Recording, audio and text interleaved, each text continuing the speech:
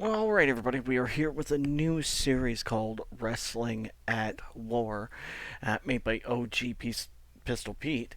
Um, this is his 1996 version. Um, so I have decided to take over the National Wrestling Alliance. We'll take a quick look at our roster, the titles, the storylines, and everything. So we have Arn Anderson, Billy Gunn, Blackjack Mulligan Jr., who is Barry Windham, Blackjack Wyndham, which is Kendall Windham, Bob Armstrong, Bob Backlund, Bob Caudle, Bobby Heenan, Brad Armstrong, Brian Adams, Brian Christopher, Brian Lee, the British Bulldog, Buck Quarterman,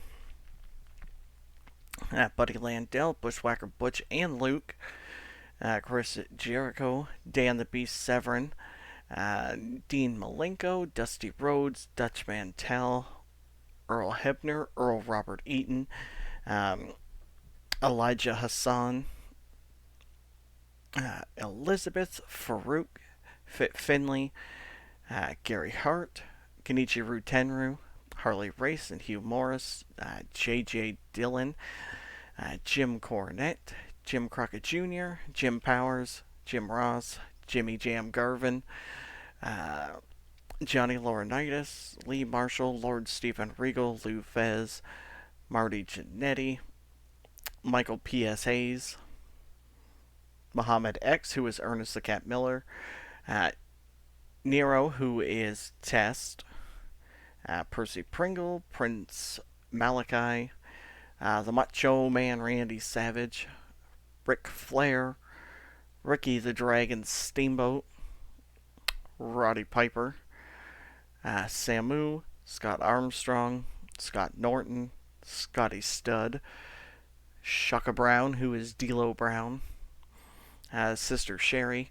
Squire Dave Taylor, Stan Hansen, Steve Armstrong, Steve Williams, Sting, Ted DiBiase, The Great Muta, The Undertaker, Tommy Young, Umaga, and myself. So that is the starting roster that we got. The titles, the Battle Bowl, which will be held at the Battle Bowl pay-per-view, the NWA Heritage Championship, which is held by Farouk. I created the United States title. We'll have that decided later on down the road sometime. The World Heavyweight Champion is The Undertaker. The World Tag Team Champions are Dan Severn and Dean Malenko. The World Television Champion is Badass Billy Gunn.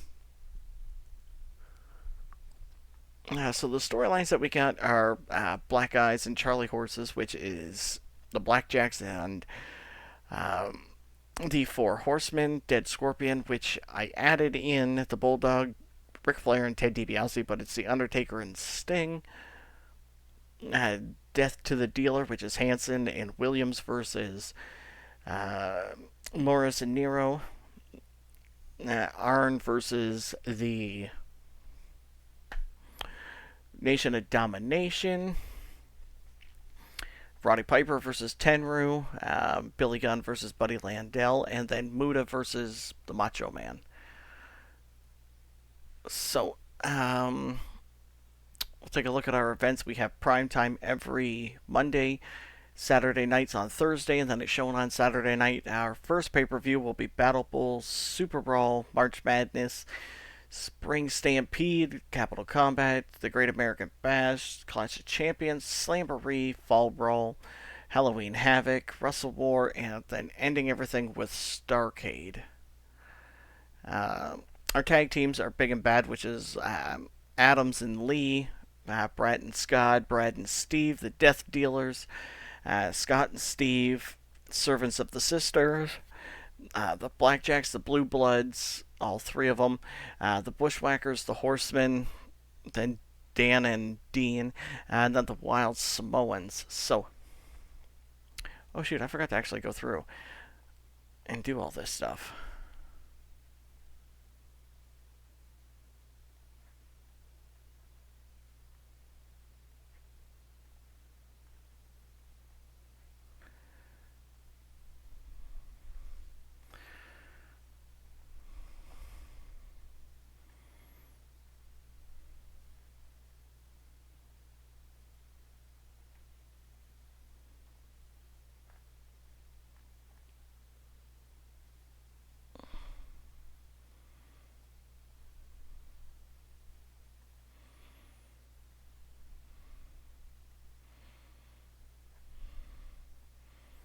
Okay, so I will actually be right back. I am going to go on and book the show, and then we will head right into it. So I will be right back. All right, everybody. So we are back here with the show booked. So let's hop right into it with our first pre-show match.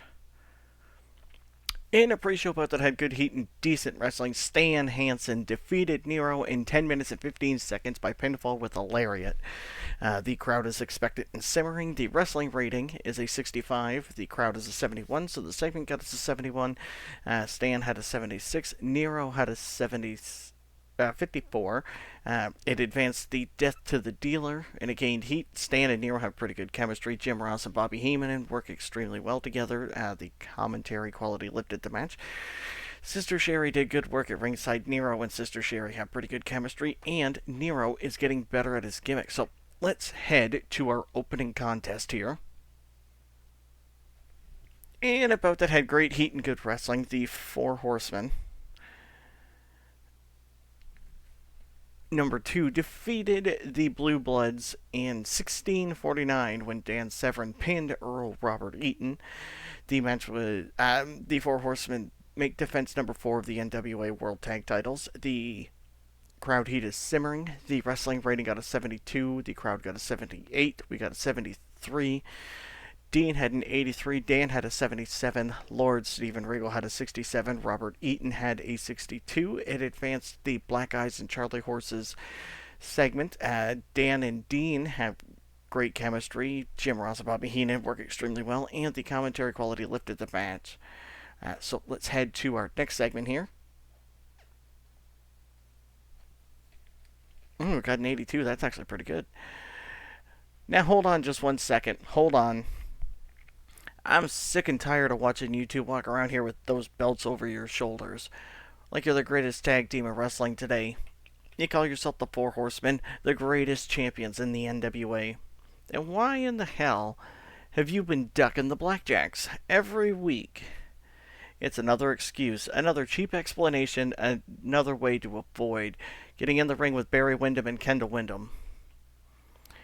You boys can stretch enhancement talent all night long. You can jump people from behind, you can smile and act superior, but everybody in the arena knows exactly what's going on. You're scared to death of those cowboys. You know, once those Blackjacks get their hands on you, all that scientific wrestling garbage goes right out the window.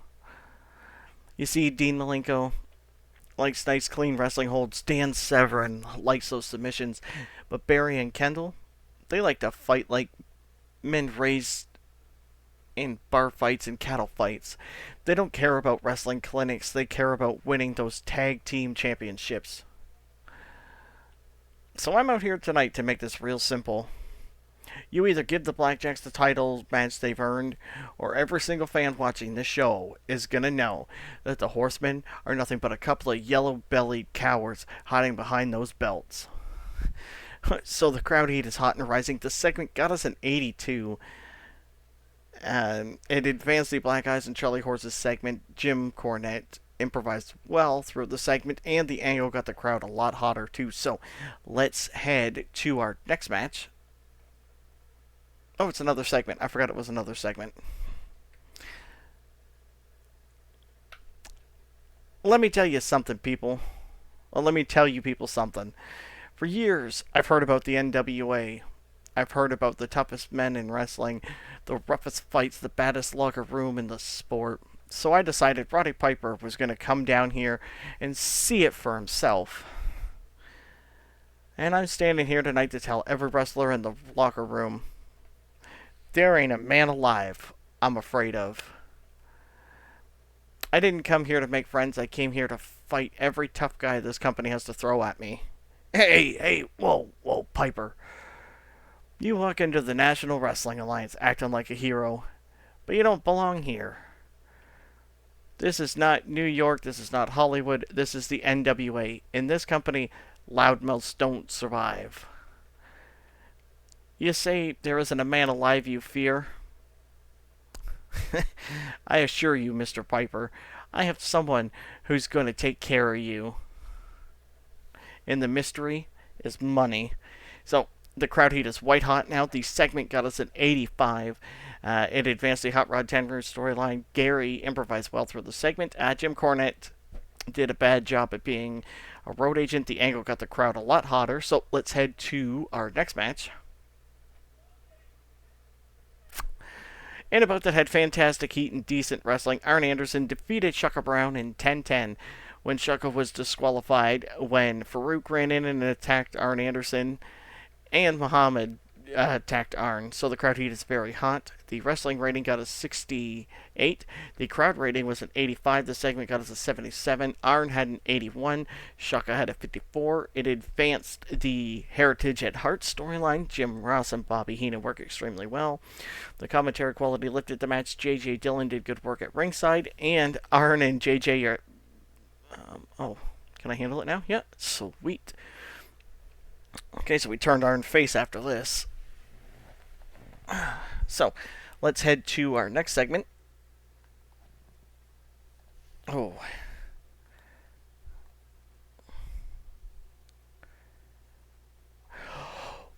Woo! You know something? I've been in this sport my whole life. I've wrestled all over the world. I've fought legends. I've fought champions. I've bled in cities most people can't even pronounce.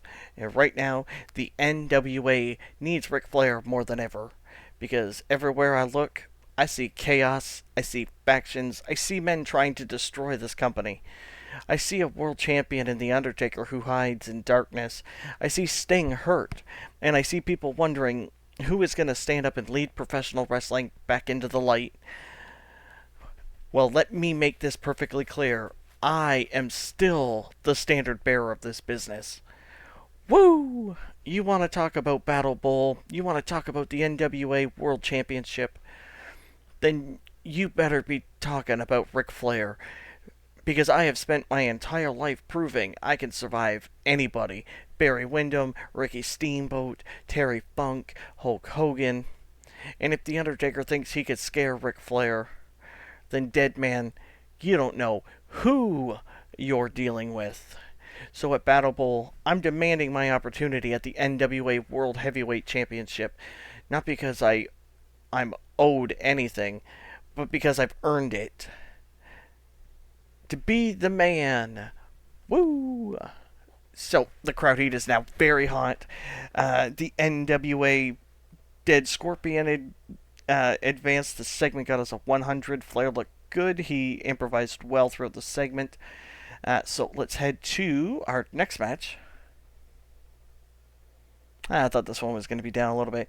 Okay, so and about that had decent wrestling. Billy Gunn defeated Squire Dave Taylor in 8:51 by pinfall with his Fame Asser. Billy Gunn makes defense number 2 of the NWA World Television title. The crowd heat is very hot. The wrestling got a 60. The crowd got a 71, so we got a 65. Billy Gunn had a 57. Squire Dave Taylor had a 63.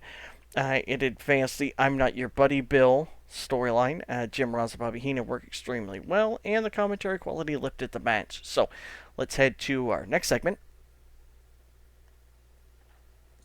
I thought this might do kind of bad.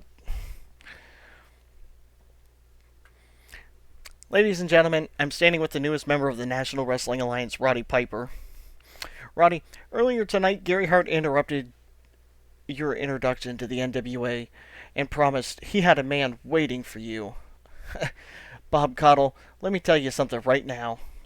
I came to the NWA because this is supposed to be where the toughest men in wrestling fight.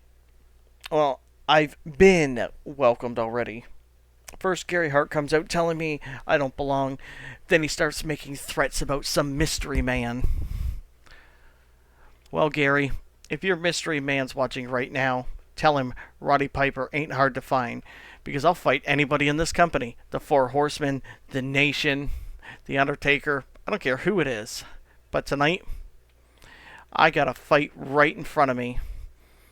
And me and Michael Hayes are going to walk into the ring and show the Wild Samoans exactly what happens when you try to make an example out of Roddy Piper. One more thing, Gary. If your mystery man's got any guts, tell him to quit hiding. So the crowd heat is very hot. It got us a 75. It advanced the Hot Rod Tenru storyline. Bob Caudle looked good. The commentary quality lifted the segment as well. So let's head to their match. Ah, dang. And about that had a good reaction from the crowd, but subpar wrestling. Michael Hayes and Roddy Piper defeated the Wild Samoans in 8:55 when Roddy Piper submitted Umaga with a sleeper hold. In terms of ring work, Michael Hayes was head and shoulders above everybody. Umaga was the weak link, struggling to keep up. The crowd is very hot. The wrestling rating got a 51. The crowd got a 54. Got us a 67. Piper had a 55. Michael Hayes had a 70. Umaga had a 32, and Samu had a 47. At Advance, the Hot Rod Tenru storyline, and Jim Ross and Bobby Heenan worked extremely well. The commentary quality lifted it, and the color commentary gave it a boost. So let's head to our next segment here.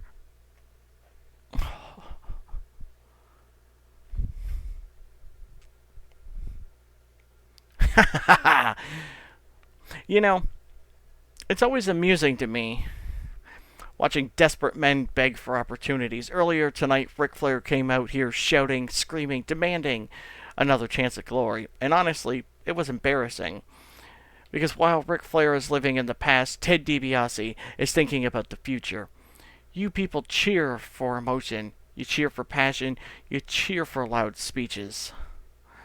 But championships are not won with emotion. They're won with power, intelligence, with influence. And nobody in this company understands power better than me. So let me make something very clear. If there is going to be a challenger for the NWA World Championship at Battle Bowl, it should be Ted DiBiase. Because unlike Ric Flair, I don't need to scream to prove who I am. I simply acquire what I want. And whether that championship is held by Sting or by The Undertaker, every man has a price.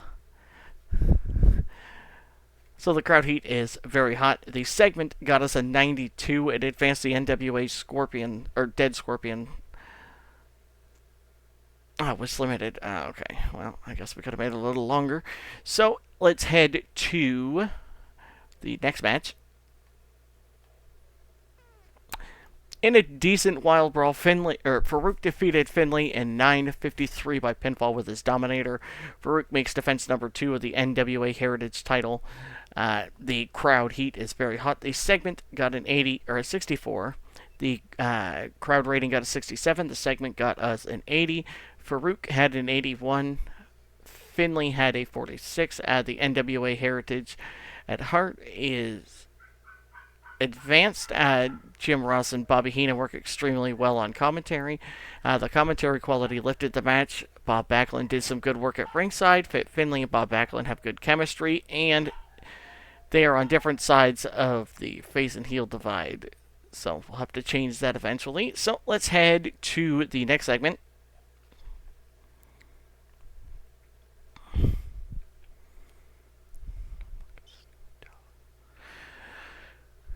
You looking at the most dangerous man in the National Wrestling Alliance.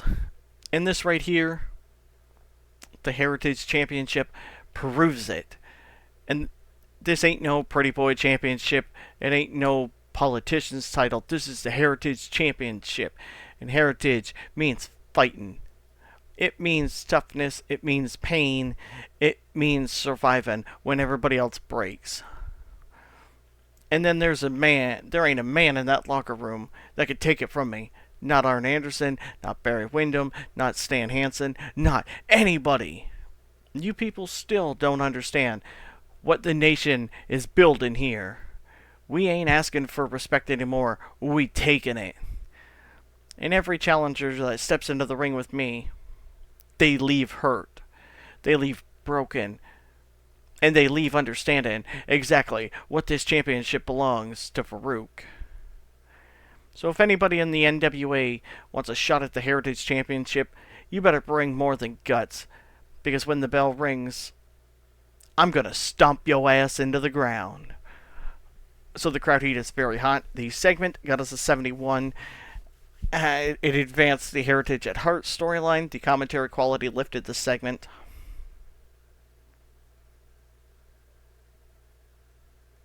That's not bad. Okay, so let's head to our main event.